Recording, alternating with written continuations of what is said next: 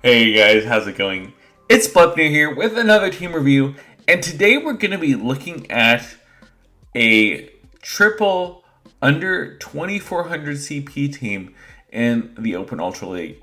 And what this means is that every single member of this team is below 2400 combat power. Uh, they're all level 50. They're all either 100% IV or very close to 100% IV. And in general, this was a really fun team to use. And next up, we're actually going to be using a under 2300 CP team, which means everything will be in the 2200s. We just need to power up the Pokemon necessary to get to the 2200 CP team, because obviously all these Pokemon have to be level 50. They all have to be really powerful. So if you guys want to see me use the under 2300 CP team, please comment and like down below. And with that, let's see how this team does in action. So next up we have Whiscash into Dragonite, Shadow Dragonite. This is a terrible lead. We go into our Pelipper, because even though Pelipper is not going to be doing very much damage with these Weather Balls, it still gets them very quickly. And these are resisted, but they still do a sizable amount of damage, as you can see there. The opponent goes into Tentacruel, and Tentacruel is a pretty good counter to the Pelipper. The thing is that this Hurricane will get them quite low, and we should be able to just barely make it to a Weather Ball, even after this Scald. Scald hits us for about half of our remaining health, and we do indeed make it to this Weather Ball. So this is some pretty valuable chip damage, because we do obviously do super effective damage with our Mud Shots using the Whiscash. So we are going to no shield the Scald here. We're not going to be able to farm down, especially if we get the debuff here, which it looks like we do indeed get the debuff. We're not going to be able to farm down, unfortunately, before taking out another Scald, but at least we have a huge farm here. This is what you have to do. You have to be able to farm for by quite a lot with the Whiscash in order to get an energy advantage. We could have Scalded this Dragonite and gotten them quite low with Scald, but instead what we do is we actually catch the Dragon Claw, and they concede the match. So they are definitely very weak to Skarmory in the back, and we saw a lot of teams like this that are weak to Skarmory in the back, because a lot of teams are using poison types in the back that aren't necessarily ready to deal with a flying steel type like Skarmory. And so next up we have Empoleon, and Empoleon has a horrible matchup with our Whiscash, so it's really good that they're staying in here. And we are going to no shield this.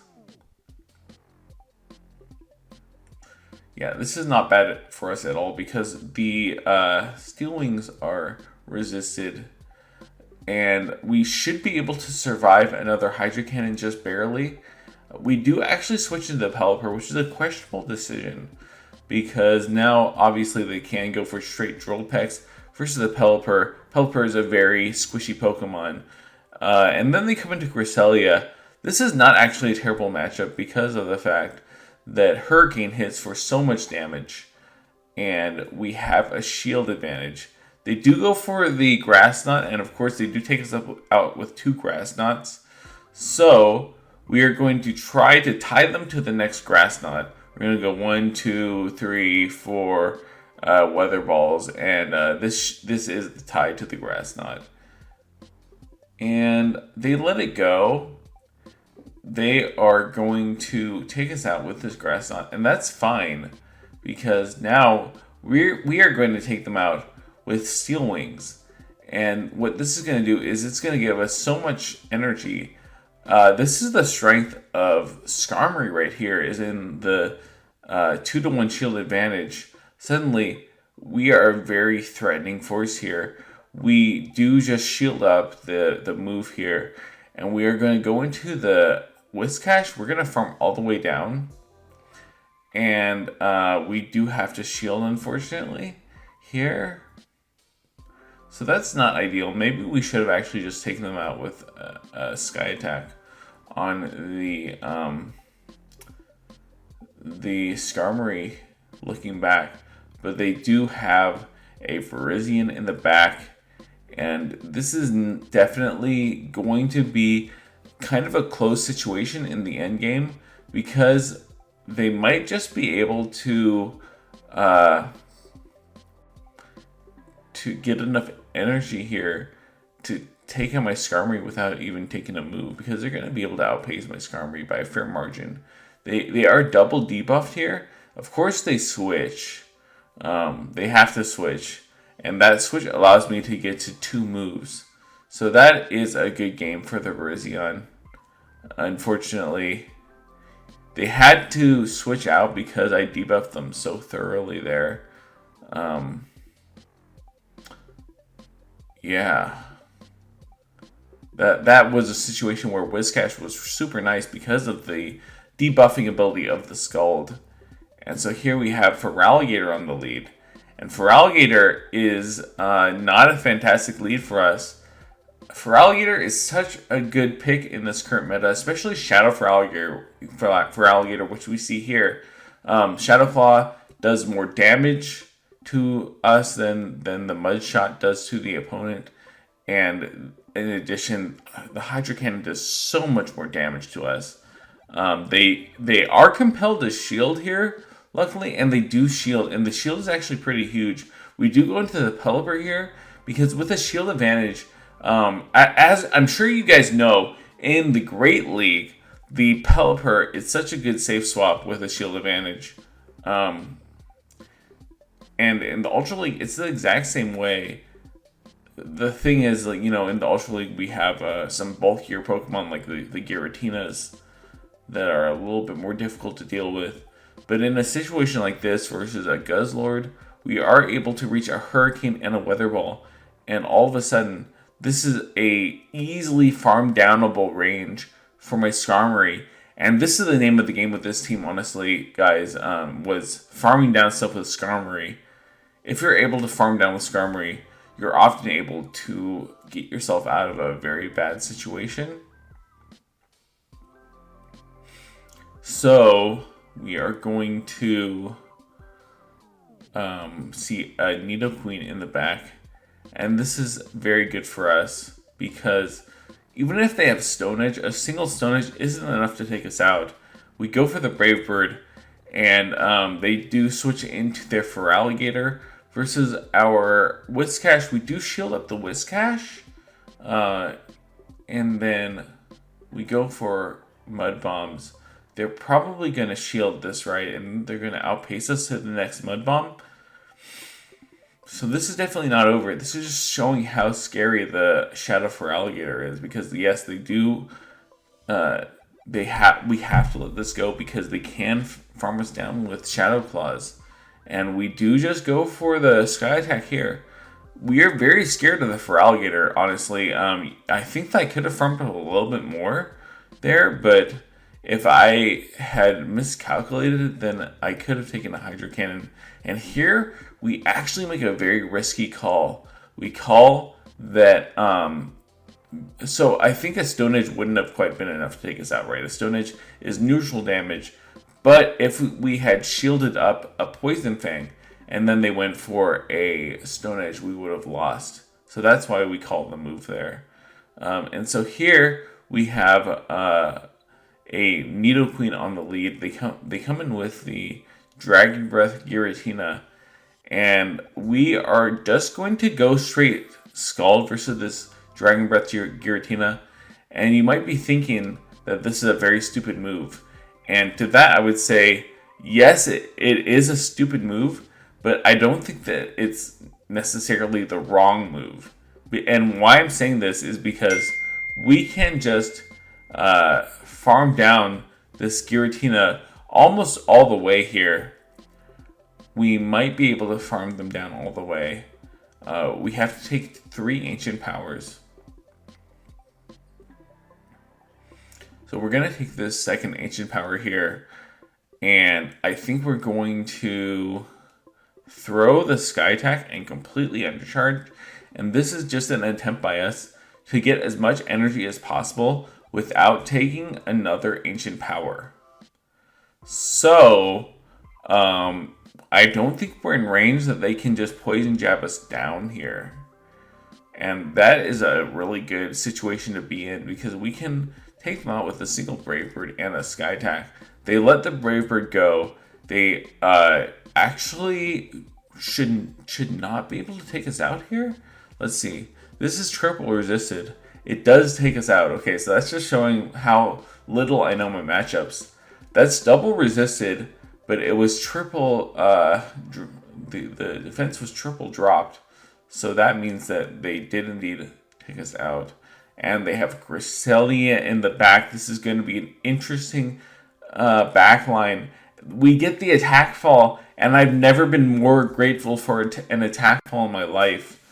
This is where you really love the Scald, the access to Scald that we have with Whiscash, because we're able to get the attack drop, and we are going to shield up the Grass Knot. We throw the Weather Ball here, thinking that they're going to shield. We hope that they shield here. They do indeed shield. So just an educated guess that they were going to shield here. And now they might shield this one, but we have to see. They do shield again. So we could have actually baited there, and a bait would have been really nice. But instead, we're gonna shield the Grass Knot. They're going straight Grass Knot, so I don't know. Maybe they're single move Grass Knot. But regardless, we should be able to win this match pretty cleanly. We actually can just Mudshot them down if they don't throw a move here.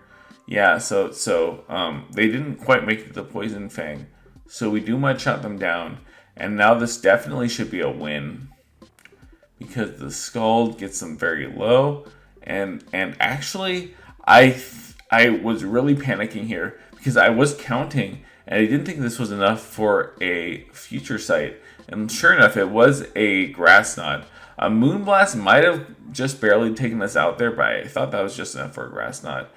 And yeah, so we did luckily take the game there. Just barely. We got the we almost got the timeout there. That's surprising. And so here we have Magnezone into our Whiscash, and that is a good lead. They come into Granbull versus our Skarmory.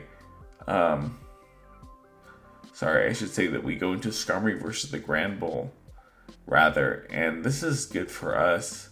We do actually just throw our move here. We could have farmed down. So we probably should have tried to farm down. But that's okay. Actually, I think that they would have gotten to another close combat if we farmed down, because they were using Snarl as their fast move. But regardless, we are just going to go immediately into the Whiscash versus the Magnezone that comes back in, because we're hoping that they are still switch locked into the Magnezone. They shield with Magnezone, and then they have a Ninetales in the back. And a Alolan Ninetales is a fantastic choice in this meta, and is much bulkier than the Pelipper. But with a shield, Pelipper has a good matchup here. And we have to make a call here. We go for the Hurricane, which I don't know if this is the correct move. They do shield. So I think that we should have gone straight Weather Ball, because 2 Weather Balls do a little bit more than the Hurricane, and cost basically the same amount of energy. So looking back, we should have gone straight Weather Ball here. But regardless, this is going to be a win for us, because Whiscash can just completely sweep here in the back. The Scald will kill from here, and we are going to be able to sweep in the back with a Mud Bomb, and that is a good game. So really fun time here with the sub 2400 CP challenge. Once again, guys, if you have any ideas for the sub 2300 CP in the Ultra League Challenge, let me know down below. But here, lastly, we have the Whiscash versus the Sylveon. And this is a good lead because Charm is such a slow energy generating move that odds are we're going to get at least one debuff here with the Scalds. This isn't enough for our Moonblast. We can take a Psyshock here, and we have to hope that we get a debuff here with our Scald, which should mean that we get to another Scald. We go into the Pelipper, and we get a huge farm down. So this is really good. We get a farm down, and they're ABA Charm. Wow. So that's very surprising. They have 2 Charmers, and now I'm kind of scared. The reason why I'm scared is because oftentimes if people are ABA Charm, like they are here, ABA weak to Steel, they have something that's really strong to Steel in the back. And so now I'm suddenly scared that I'm just going to be swept because my Skarmory is going to be farmed down by something. But I have to come into Skarmory. I have to take this move. Hopefully they let me farm them down here. Although there's no reasonable reason why they would let me farm them down. I don't know why they allowed me to do that. Because they should have switched out here. They have Feraligatr. And definitely this game was not over. I do catch a Hydro Cannon here. And this should be pretty much game over. You see that they're actually, they quit out the app. Because this is a game over for us. Yeah, so we are just going to take this game. That's okay. That's their prerogative if they want to quit out the app. Because we can just... Yeah, so they start throwing their fast moves again, but yeah, that's completely game over. And so yeah, very satisfying win there in the end. Feraligatr is very tough, honestly, and I don't have a Shadow Feraligatr, unfortunately, that I can make right now. And my regular Feraligatr is a little too expensive for me to afford. But this team was very expensive. You know, they're all level 50 and under 2400 CP. But they were very fun to use. And I am looking for ideas for a team that is under 2300 CP. So any Pokemon in the 2200s or below that might be able to compete in the meta Go Battle League. Let me know in the comments down below. And with that, I'll see you guys next time. Bye.